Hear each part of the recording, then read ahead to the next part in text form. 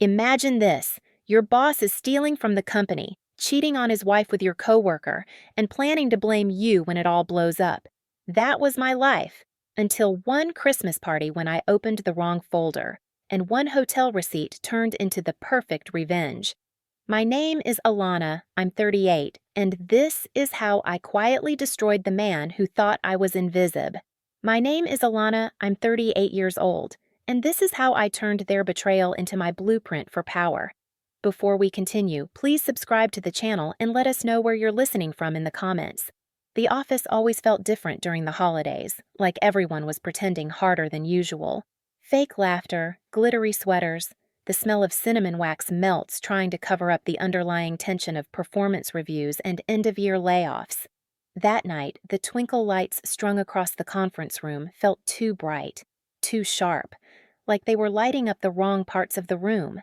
The glare bounced off the silver tinsel and the smudged glass walls, catching nervous smiles and forced jokes. The DJ in the corner had just played Mariah Carey for the second time, and a few of the younger reps were screaming the chorus like it was a competition for who could act most unbothered.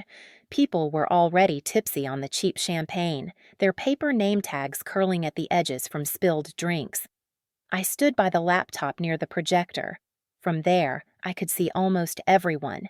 Faces I'd worked with for years, lined up in rows of folding chairs and bar stools. Every year, someone got the honor of clicking the folder labeled Bonuses Final. It was supposed to be fun, a little ceremony before the real announcements.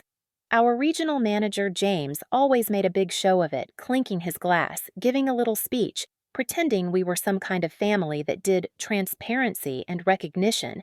But this time, he motioned for me to do it.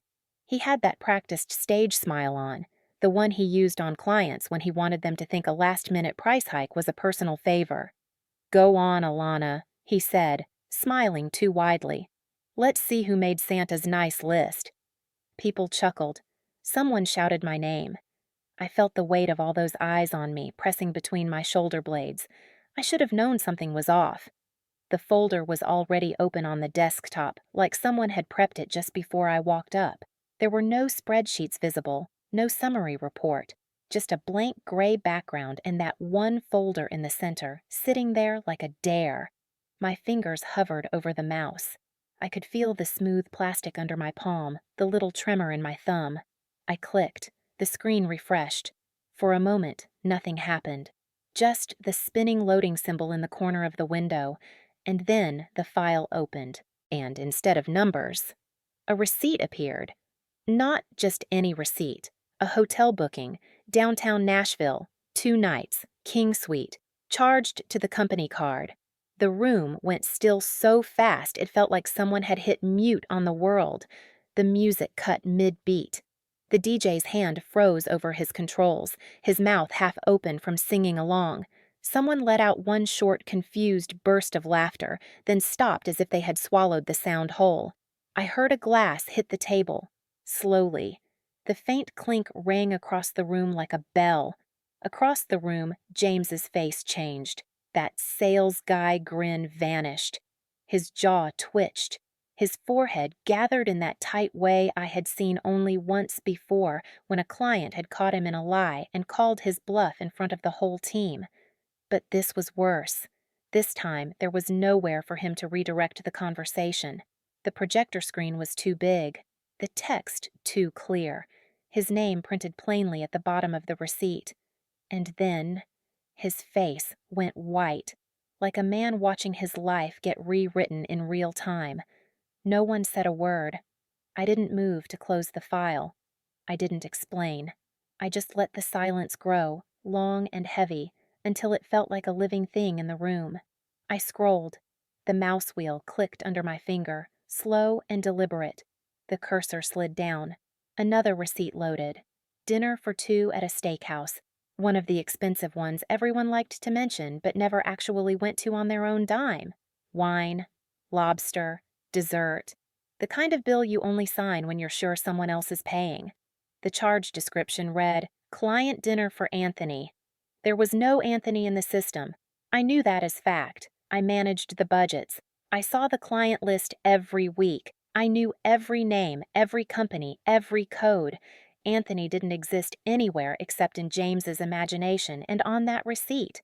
I kept scrolling, more receipts, hotel stays, room service, spa visits, all from the past 18 months, all labeled with the same careful language, all very professional on paper, all smelling now of arrogance and familiarity, like someone who had done it so many times they no longer believed they could be caught.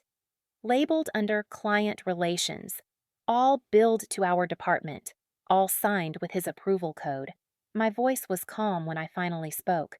I could hear it in my own ears, steady and unhurried, like I was narrating a documentary instead of standing in the middle of my own life, coming to a turning point. Loud enough to carry to the back of the room, soft enough to cut.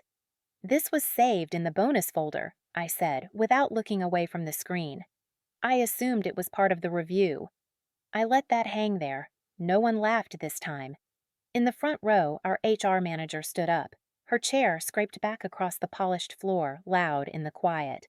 Her face was unreadable, the way people look when they are deciding, in real time, which version of themselves they have to be. Her hands were clasped around a paper cup that had gone untouched.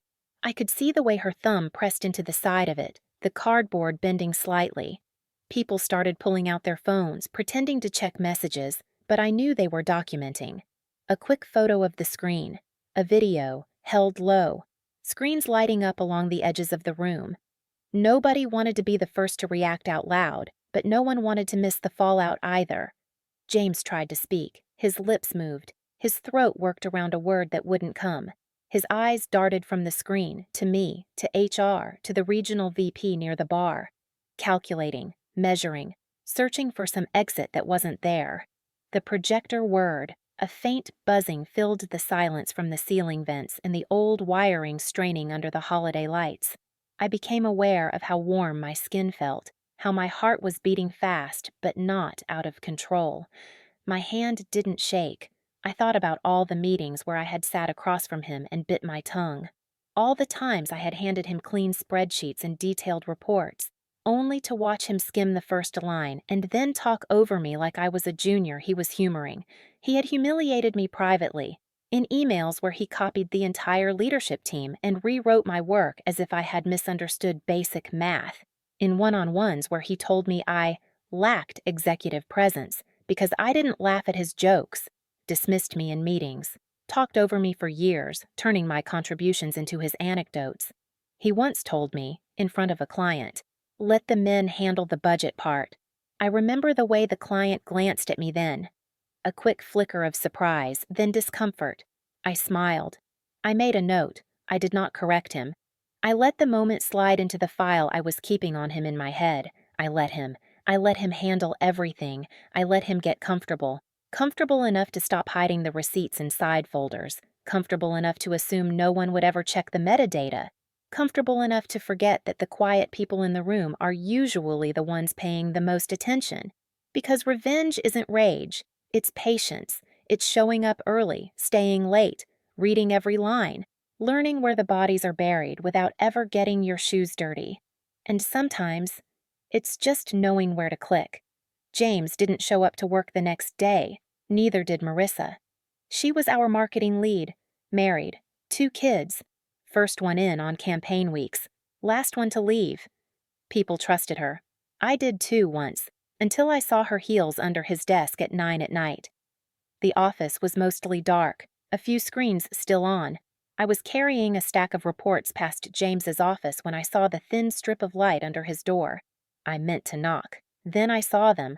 Black heels with thin straps, tipped on their sides, tucked beneath his desk where only his own shoes should be.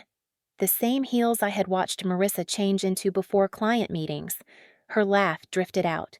Close. Relaxed. I kept walking. Went to the kitchen and stared into the open fridge until my pulse slowed. I told myself it was not my business. Until I overheard her calling his wife needy on a Bluetooth call she forgot to mute. Tuesday afternoon. Marissa paced by the windows, phone in her hand. She thought her earbuds had the call. They did not. Her voice carried across the room. "Alana will close it out," she said. "She always does. James says she lives for this stuff. A pause, then a quick laugh. No, I have never met his wife. I do not need to. I already know the type. Needy. Always texting. Always asking when he is coming home. Needy. The word floated there. Keyboards slowed. She realized a second later the audio was out loud. Her thumb hit the screen. The rest turned into a muffled murmur. She glanced my way. I met her eyes, then went back to my spreadsheet. I could have left it there. Until I found the budget folder misnamed as Q4 Revisions, Final 2, and saw it was 42 megabytes when the others were 5 at most. I was alone after hours, clicking through familiar directories, when that number caught my eye. So I opened it. That was when I found the receipts. 3 folders deep. Archive, PDFs, screenshots, email printouts, hotel confirmations, spa packages, room service, flights, all charged to our department, all disguised with safe descriptions. Client dinner, client follow-up, client entertainment, different dates, same approval code, same signature. James. My instinct was to close the window and pretend I had not seen it. Instead, I printed copies, watched the printer feed out page after page, slid them into a plain manila folder, took it home. I hid it under my kitchen sink, between old tax returns and the lease to my first apartment. Every morning when I reached in for dish soap or trash bags, my hand brushed that folder. Until Christmas came. Until James made that little speech about company integrity. He stood in front of the projector, twinkle lights behind him, glass of champagne in his hand. He used words like honesty, trust, accountability. People clapped. I thought of hotel logos and room service totals. Until Marissa raised her glass like she had not funneled $5,000 of fake expenses into her personal weekend getaway fund. She stood almost shoulder to shoulder with him in a red dress that caught every bit of light in the room, laughing, toasting, talking about long nights and sacrifice. I knew which nights were on the invoices. They had been arrogant, so sure no one would look, so sure I would not dare. They counted on my quiet, on my habit of fixing things and staying out of the spotlight. And for a while, I hesitated. I imagined them twisting everything, telling leadership I misunderstood, painting me as bitter or jealous. They had titles and relationships and power, until they tried to write me up for departmental inefficiency. The email was neat and cold, concerns about turnaround, mentions of missed benchmarks. None of it matched my actual numbers. All of it sounded like the start of a story they might need later, until they whispered about layoffs just loud enough for me to hear. I walked into the break room, 2 managers by the counter, coffee in hand. My name cut their sentence in half. Budgets, cuts, operations. Maybe we start there. They smiled when they saw me, stirred sugar into their coffee, changed the subject. That was when the quiet part of me snapped, the part that swallowed disrespect and called it professionalism, the part that kept promising next year would be different if I just waited. Enough. I did not need to raise my voice. I did not need a confrontation. I just needed to click. So when the HR rep approached me after the party, it felt inevitable. She caught me near the exit, coat over my arm. "Alana, could you send me that folder from earlier?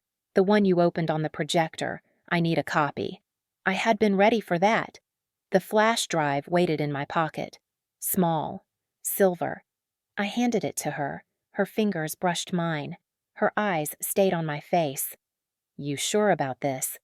Behind the question was everything she could not say in a crowded room. I thought about the heels under his desk, the word needy, the fake write-up, the numbers in that folder under my sink. Yes. I nodded. She did not ask again. That Monday, the investigation launched. Legal arrived from out of state, dark suits, rolling bags.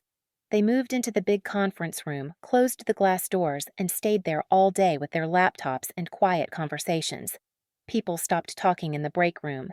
The room that usually echoed with gossip and laughter turned into a place of short, cautious sentences.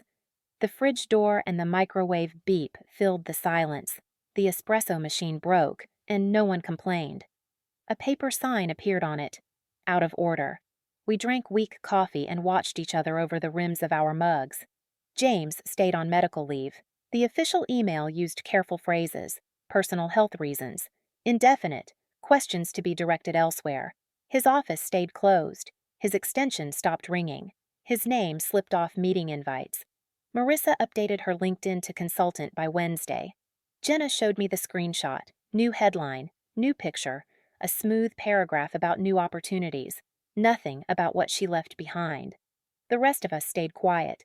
We watched who HR called into conference rooms, who walked out pale, who suddenly needed to step outside for air. Except Jenna. She was our accounts payable assistant, 26. Quiet, but nothing seemed to escape her. She stopped me by the elevator. Invoices were tucked under her arm. Her badge tapped softly against them when she moved. "Did you know?" Her voice was low but steady. "About what? The receipts?" I did not answer, but I did not pretend confusion. She smiled anyway, small, certain.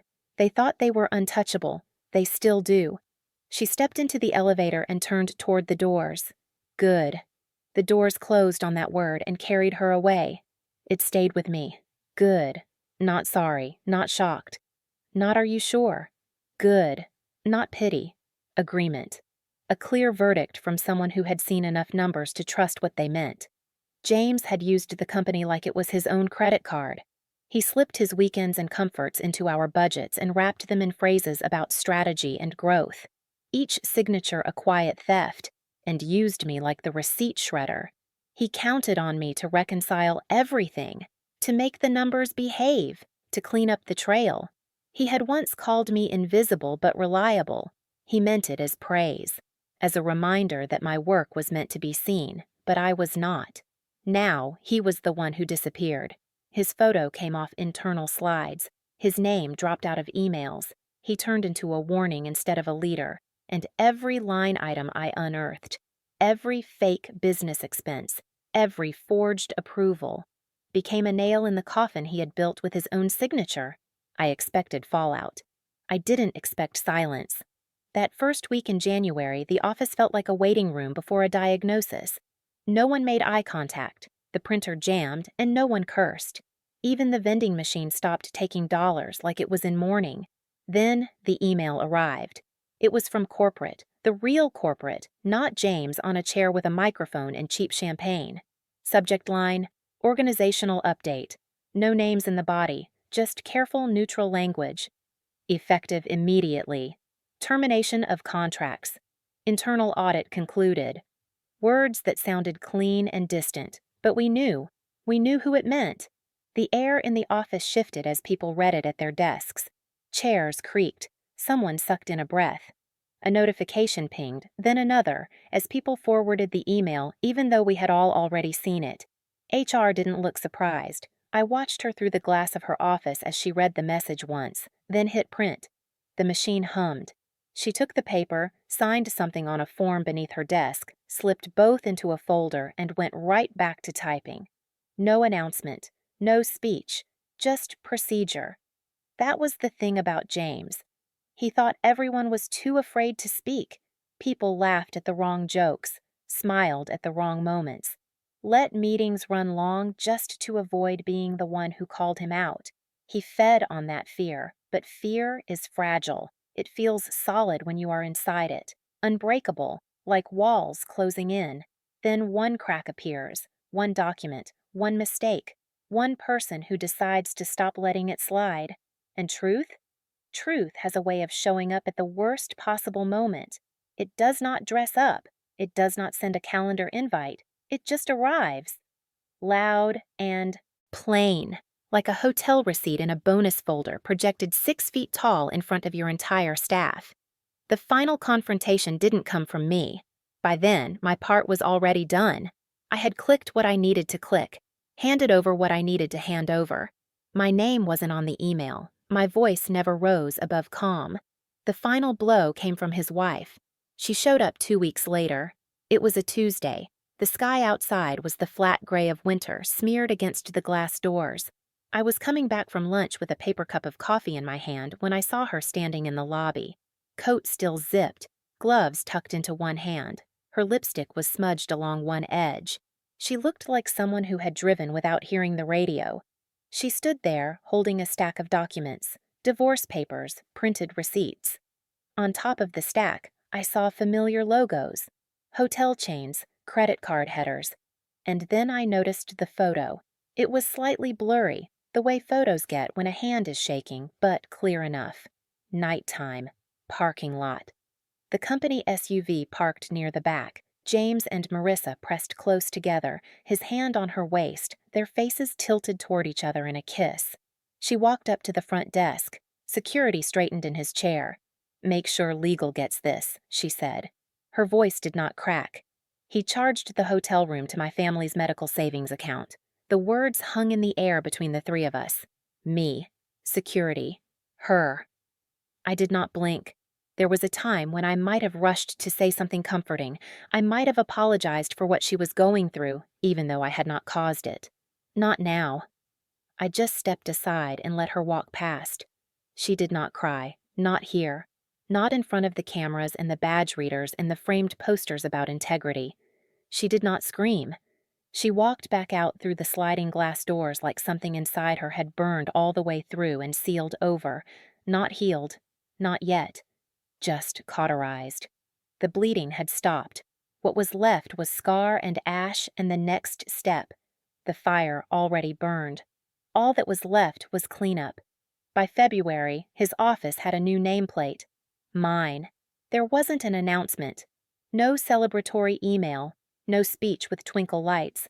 Just a closed-door meeting with the regional VP, a printed offer letter, and a pen pushed across the table.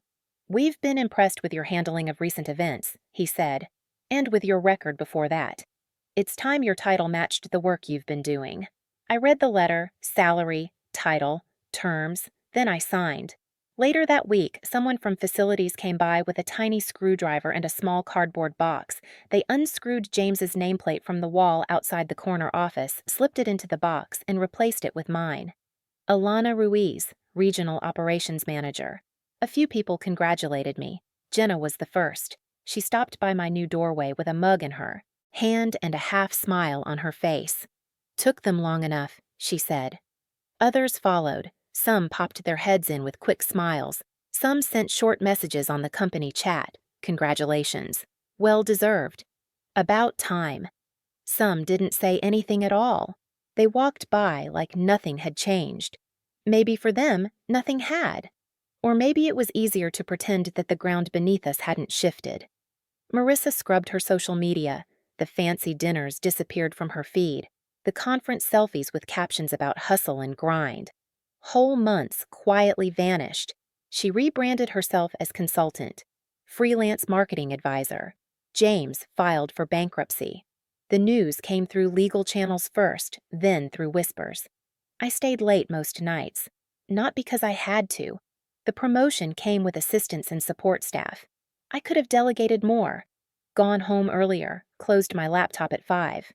But I didn't. I liked the way the office felt after everyone left. The low hum of the building, the soft glow of the city outside the windows. I would sit in my chair, the one that used to be his, and scroll through numbers on the screen. Budgets, forecasts, clean, correct, honest. And I would remember being underestimated, being the one people looked past in meetings, being spoken over, hearing my ideas repeated by someone else in a louder voice and then applauded as if I had never spoken. I would remember smiling and nodding while people dismissed me, being told I was invisible but reliable. I would remember the waiting, until the moment someone handed me the cursor and told me to click. Sometimes revenge isn't fire. People expect the explosion, the shouting match, the dramatic walkout. Sometimes revenge is quieter than that. It is silence. It is you closing your mouth when they expect you to argue, and opening a file instead. It is procedure, step by step, policy by policy, box by box on a compliance checklist no one ever thought would be used against them. Sometimes it is a spreadsheet, rows and columns and totals that line up too perfectly to be innocent, numbers that tell a story without raising their voice, numbers that cannot be talked over. They stole my story. For years, they decided how my worth was measured. They cut my raises, rewrote my contributions, turned my work into their talking points. They wrote me as a background character in a job I had built from the ground up. I rewrote the ending, not with a tantrum, with documentation, with patience, with one click in the right folder, at the right moment, when the room was full and the projector was on and the truth could not be shoved back into the dark. They thought I wouldn't notice, as if I was just there to reconcile their errors and clean up their mess, as if I did not see the same numbers they saw, as if loyalty meant blindness. Please. Christmas didn't reveal generosity, it revealed misuse. All the speeches in the world could not cover that, and I didn't ruin them. They ruined themselves. I just stopped protecting them from consequences. If this story struck a chord, hit like, subscribe, and tell me what you think in the comments.